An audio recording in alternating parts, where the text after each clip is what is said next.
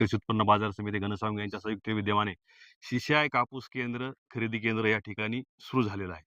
या भागातल्या शेतकऱ्यांच्यासाठी सोयीची व्यवस्था या ठिकाणी झालेली. खरं जर म्हणलं तर अगोदर कुंभार पिंपळगाव असेल, घनसावंगी असेल या ठिकाणी CCIचे 2 केंद्र सुरू झालते.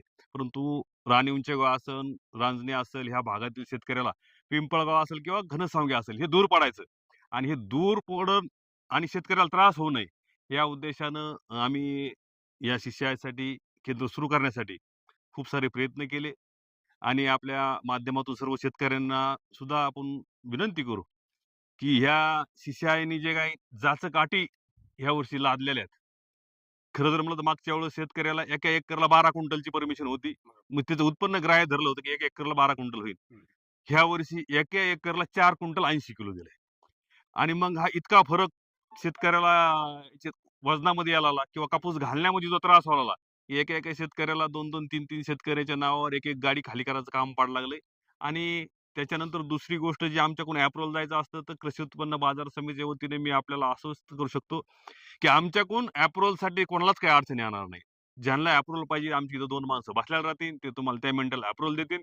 मी ग्रेडर साहेबाला पण सकाळी सांगितलं किंवा ज्या काही 2-4 दिवसापासून तक्रारी होत्या, की आम्हाला स्लॉट सोडत असताना माहिती होत नाही. कधी पण स्लॉट ओपन होतोय. तर मी सकाळी सोनवणे साहेबाला बोलल्यानंतर त्यांनी सांगितलं, की उद्यापासून दिवसाच्या 12 वाजता 12 वाजता जे काही उद्याच्याला खरेदी करायची तो स्लॉट सोडण्यात येईल. आणि उद्यापासून ती दुरुस्ती ते करतील.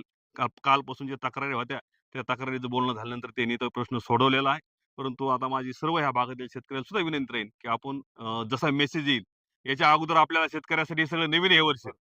की अगोदर नाव नोंदणी त्या CCIच्या ॲपवर करायची. त्याच्यानंतर मार्केट कमिटीचं अप्रूव्हल घ्यायचं. मार्केट कमिटीचे अप्रूव्हल घेतल्यानंतर परत CCIकडे जायचं. CCIने तो स्लॉट सोडायचा. आणि हे सगळं शेतकऱ्याला नवीन आहे. परंतु आता ह्या संगणकाच्या युगासोबत आपल्याला सगळ्यालाच चालावं लागणार आहे. ह्या गोष्टीचा आपल्याला शिकावं लागणार आहेत ह्या गोष्टी. त्याच्यामुळं आणि आता पूर्वी कसं व्हायचं, की मी शेतकरी आहे. माझा कापूस आज आणला, माझं माप नाही झालं तर माझ्या लक्षात काय यायचं, की माझं उद्या सकाळी पहिल्या नंबरला माप होईल. परंतु ह्या स्लॉटच्या भानगडीमध्ये आणि ह्या ऑनलाईनमध्ये ते माप दुसऱ्या दिवशी सकाळी होत नाही. त्याला परत तीच प्रक्रिया करावी लागती पहिल्यापासून जी केलेली आहे ती आणि मग ते स्लॉटमध्ये येऊन ते नाव ओपन होतंय.